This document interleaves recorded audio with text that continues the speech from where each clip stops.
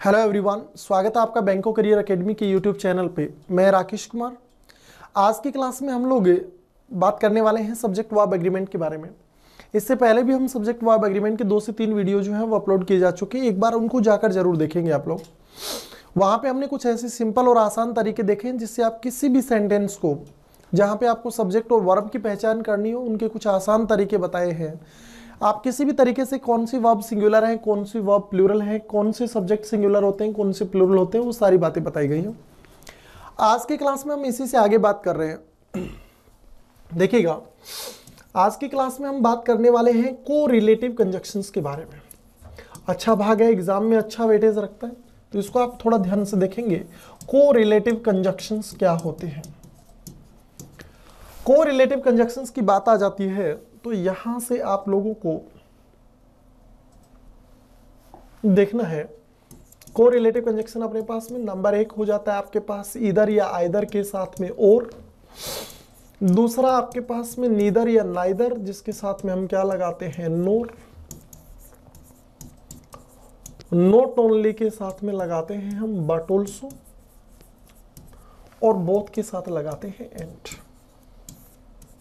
Both के साथ use करते हैं हम एंड का।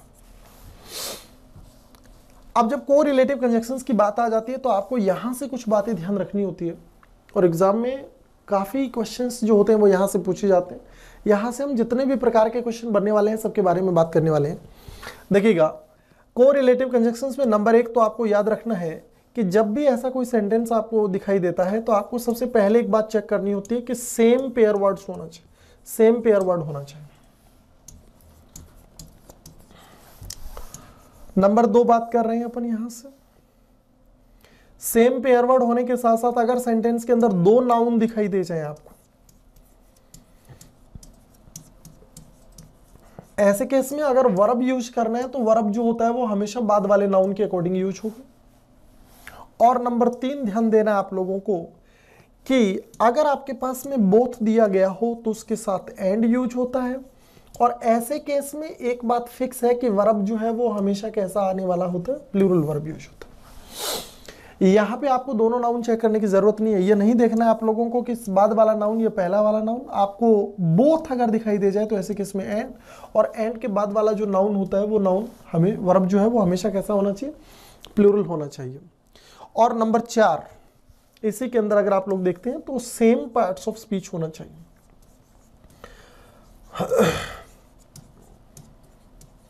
अगर आपको आइदर के साथ में नाउन दिखाई दे रहा है तो और के साथ भी क्या होना चाहिए, नाउन।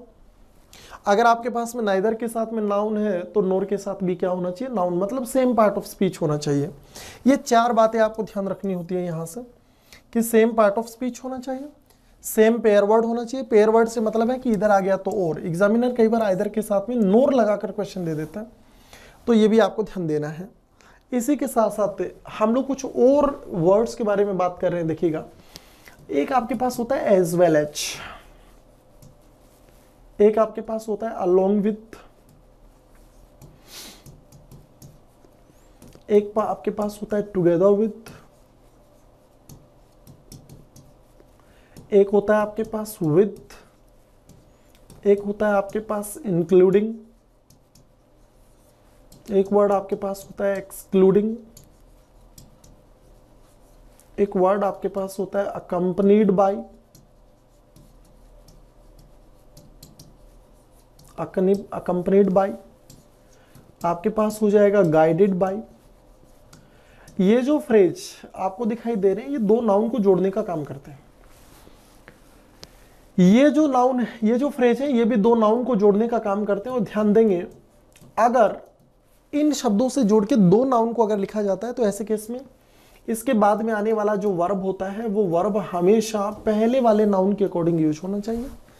यहाँ पर 2 बातें आपको एक साथ इसलिए बताई जा रही हैं क्योंकि कई बार को रिलेटिव कंजक्शंस के साथ में जो है, जैसे मान लो बोथ के साथ में एंड आना चाहिए और बोथ के साथ एज वेल एज देकर क्वेश्चन पूछ लेता है, तो आपको दोनों चीज़ों को ध्यान देना है कि अगर इनमें से कोई आ जाता है तो फिर पहले वाले नाउन के अकॉर्डिंग वर्ब आएगा, और इनमें से कोई आ जाता है तो ऐसे केस में बाद वाले नाउन के अकॉर्डिंग वर्ब आता है। जिसमें से बोथ आ जाए तो आपको पहले वाला और बाद वाला नाउन चेक करने की जरूरत नहीं है। आप सीधा वर्ब जो है वो कैसा यूज करेंगे, प्लूरल वर्ब यूज करेंगे। ये कुछ बातें आपको ध्यान देनी है। अब इसी पर बेस्ड हम कुछ क्वेश्चंस बना रहे हैं, थोड़ा ध्यान से देखना है आप लोगों को यहाँ से आगे। देखिएगा, पहला सेंटेंस आपके पास में दिया हुआ है जिसको आप लोगों को ध्यान देना है। Neither Ram NOR his friends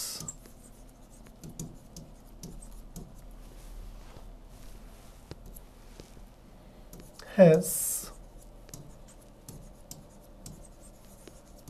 managed to secure pass marks। ये यहां पे आपके पास नो एरर आ गया।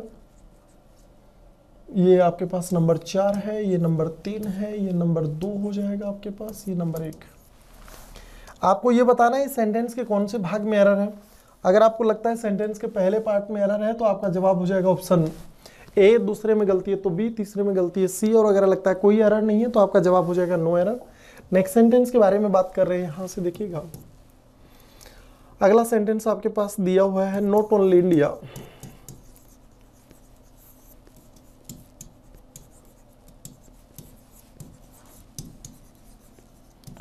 But also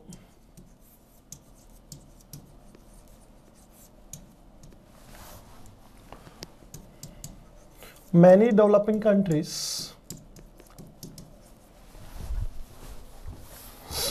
is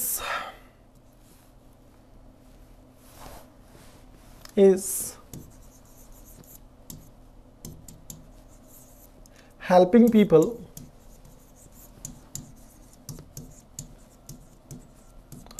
know their rights। ये अपने कोई भी एक सेंटेंस बना दिया यहां से। 4 हो गया, 3 हो गया, 2 हो गया, 1 हो गया। ये दूसरा सेंटेंस आपके पास दिया हुआ है। अगला बात करते हैं अपन यहां से, both Ram as well as his friends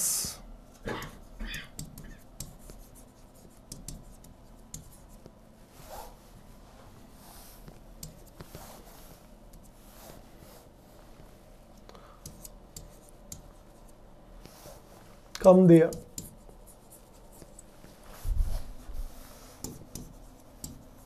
to help us। ये आपके पास अगला सेंटेंस दिया। एनी का मतलब नो एरर है आपके पास में। ये नंबर 3 हो जाएगा, ये नंबर 2 है, ये नंबर 1। यहां से छोटा सा चेंज कर देना यहां से।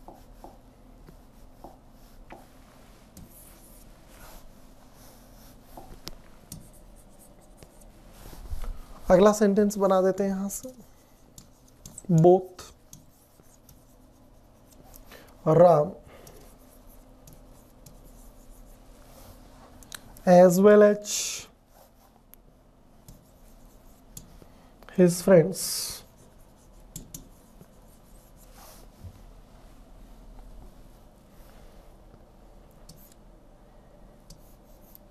has taken things granted।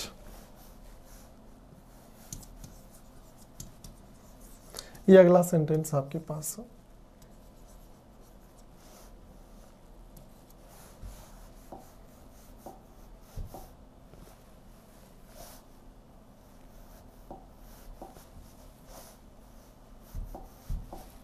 देखेंगे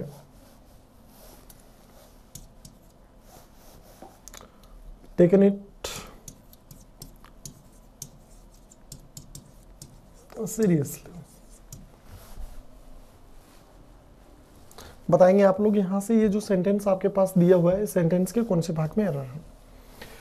सेंटेंस के हम लोग जो है यहाँ पे ये पहला भाग बना देते हैं, ये दूसरा है, ये थर्ड आपके पास है, और ये आपके पास में फोर्थ हो जाता है। ये एक ही पार्ट है ना, ये नो एरर हो जाएगा आपके पास number 4।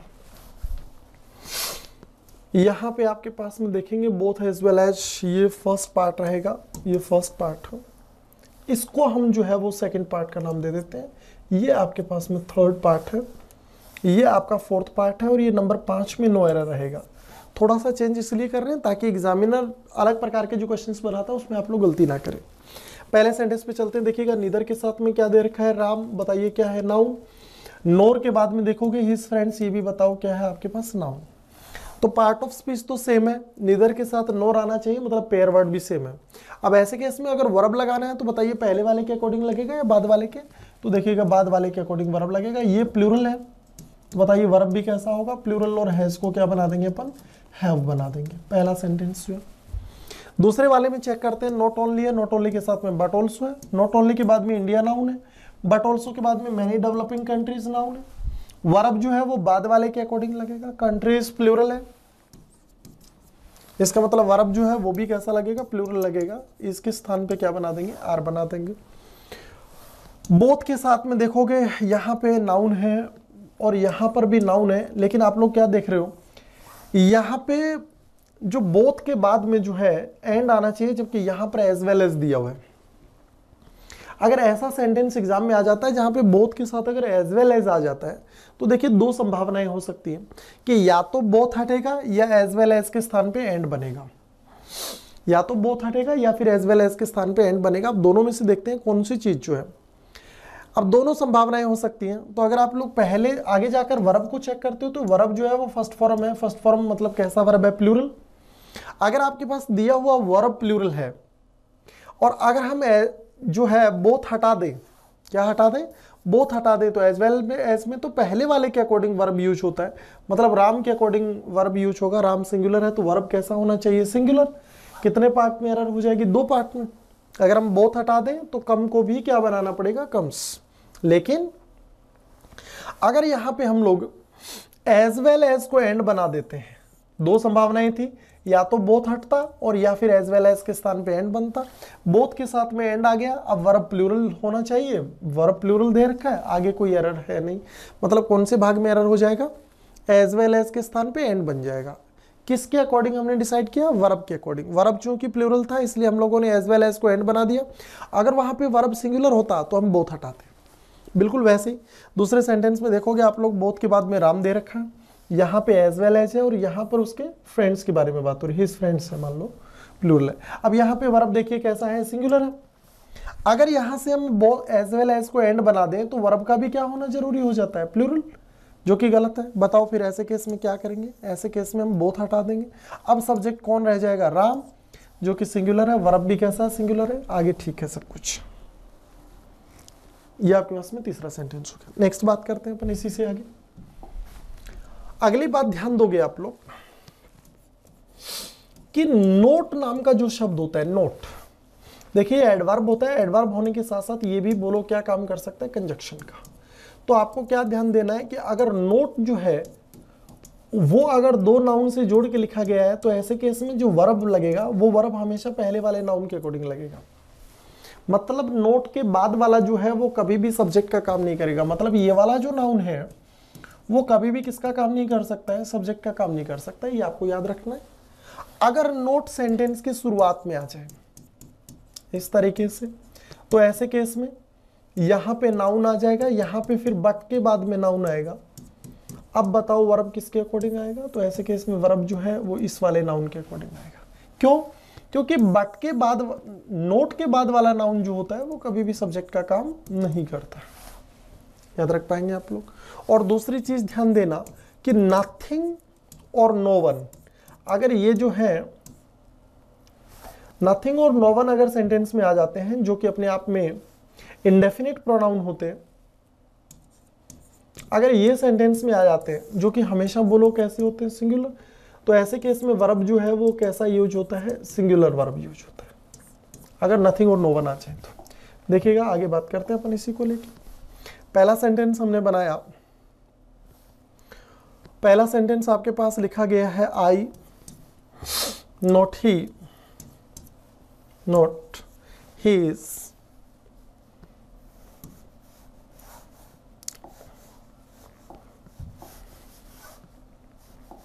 not his, trying to make people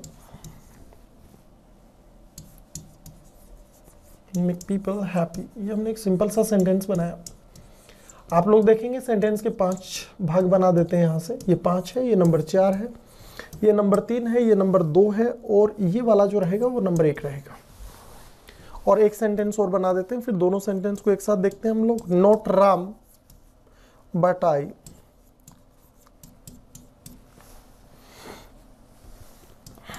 is able to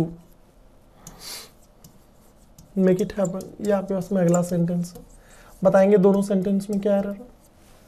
तो अगर हम लोग पहले वाले सेंटेंस में देखते हैं तो यहाँ पर आप लोग नोट देख रहे हो, नोट से जोड़कर 2 नाउन को लिखा गया है। इसका मतलब नोट जो है वो यहाँ पर काम कर रहा है किसके रूप में भाई?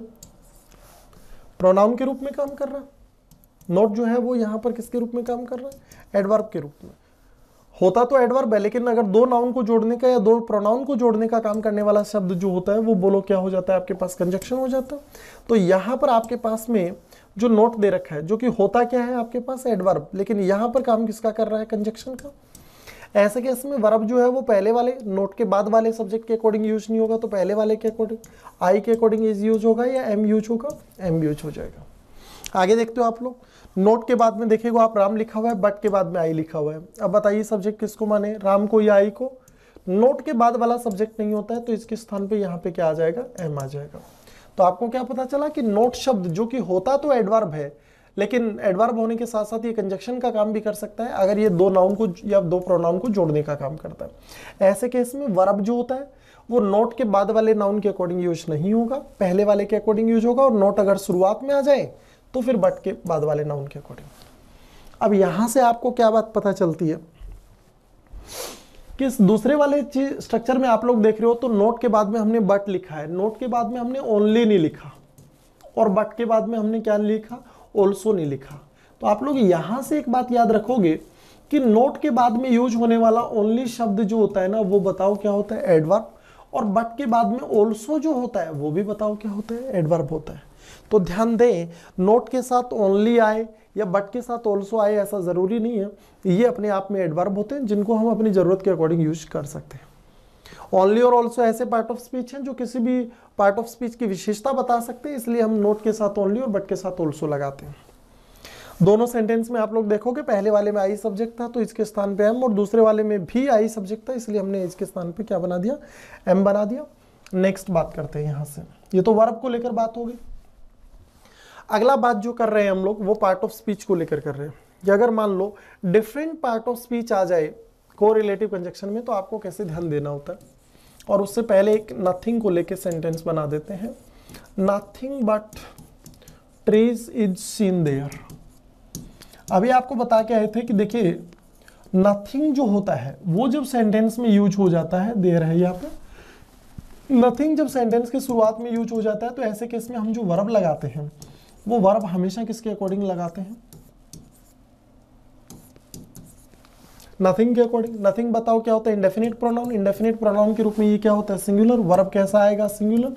जवाब क्या हो जाएगा? नो एरर हो जाएगा। तो नथिंग और नो वन अगर प्रोनाउन के रूप में यूज हो जाए सेंटेंस में तो वर्ब जो है वो हमेशा कैसा होता है? सिंगुलर होता है। नेक्स्ट बात कर रहे हैं पार्ट ऑफ स्पीच के रूप में। देखिएगा यहां से हम 2 सेंटेंस बनाते हैं। शी ईदर ऑप्टेड साइंस और आर्ट्स।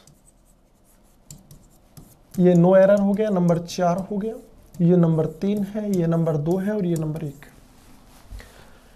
एक सेंटेंस बना देते हैं यहां से। Sachin has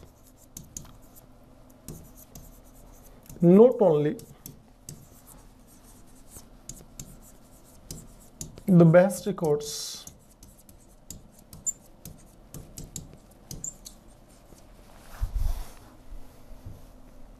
in one-day cricket but also in test cricket.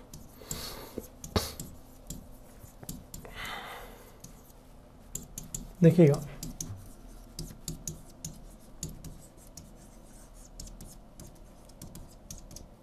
ये 4 नंबर हो गया आपके पास, ये 3 नंबर है, ये 2 नंबर है और ये 1 नंबर है। देखिएगा जब भी कोरिलेटिव कंजक्शन को लेकर अगर पार्ट ऑफ स्पीच को लेकर कोई सेंटेंस बन जाता है जिसमें अलग अलग पार्ट ऑफ स्पीच हो, तो इसको लेकर जब भी क्वेश्चन बनाया जाता है तो आपको थोड़ा ध्यान से देखना होता है। पहले तो आप इस सेंटेंस में देखिए इधर के साथ में और आना चाहिए, ठीक है। इधर के बाद में ऑप्टेड मैन वर्ब का सेकंड फॉर्म है और के बाद में आर्ट्स है जो कि नाउन है, और यहाँ पर साइंस भी क्या है, नाउन है। अब जब भी गलत हो गया सेंटेंस, क्योंकि यहाँ पर आप लोग देख रहे हो मैन वर्ब है और यहाँ पर क्या दिखाई दे रहा है, नाउन, जबकि दोनों पार्ट ऑफ स्पीच का क्या होना जरूरी है, सेम। या तो दोनों नाउन होने चाहिए या फिर दोनों के दोनों क्या होने चाहिए, वर्ब। ऐसा सेंटेंस जब भी आपके पास एग्जाम में आ जाता है, आप लोगों को एक ही चीज चेक करना होता है कि सेंटेंस में कौन सी चीज 2 बार दे रखी है, उसको चेक कीजिए। कौन सी चीज 2 बार से क्या मतलब है हमारा, कि अगर आइदर के बाद में ये जो वर्ब है, क्या आपको सेंटेंस में 2 वर्ब दिखाई दे रही है, 2 नाउन दिखाई दे रहे हैं। जो भी चीज आपको 2 बार दिखाई दे रही है, आप उससे पहले जो है उस कोरिलेटिव कंजक्शन को रख देंगे। तो अगर सेंटेंस में 2 वर्ब होती तो ये वाला तो सही होता, और को उठाकर हम जो है वर्ब से पहले लिख देते। लेकिन इस बार सेंटेंस में उल्टा है, साइंस नाउन है, आर्ट्स नाउन है, नाउन 2 बार दे रखा है, तो सही करने का तरीका क्या होगा, इधर को यहां से उठाएंगे और साइंस से पहले लिख देंगे। दूसरे सेंटेंस में चलते हैं, नॉट ओनली बट ऑल्सो, 2 बातें तो ठीक है, लेकिन नॉट ओनली के बाद में द आर्टिकल है और बट ऑल्सो के बाद में इन प्रेपोजिशन, गलत हो गया। अगर आपके पास सेंटेंस में 2 आर्टिकल है तो आप आर्टिकल से पहले कोरिलेटिव कंजक्शन को लिख दो, और अगर आपके पास में 2 प्रेपोजिशन है तो प्रेपोजिशन से पहले। तो आप लोग क्या देख रहे हो यहाँ पे सेंटेंस में, यहाँ पे आपको सेंटेंस में 2 प्रेपोजिशन दिखाई दे रहे हैं।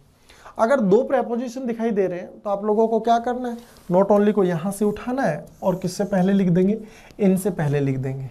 अब आपको दोनों पार्ट ऑफ स्पीच सेम दिखाई देंगे।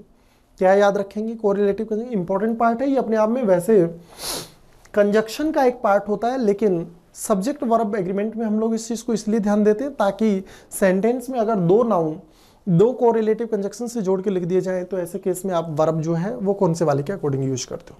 ये कुछ बेसिक बातें हैं जिनको आपको ध्यान देना है। अगली क्लास में जो है हम लोग इससे आगे बात करने वाले हैं। कुछ इंपॉर्टेंट सेशन जो है वो इससे पहले, जैसा कि मैंने बताया, पहले वाले जो सेशन है वीडियोज हैं उनको आप थोड़ा देख कर आएंगे, वो बहुत इंटरेस्टिंग है। उनसे आप लोग इन चीज़ों को और आसान बना लेंगे, आसान हो जाएगा।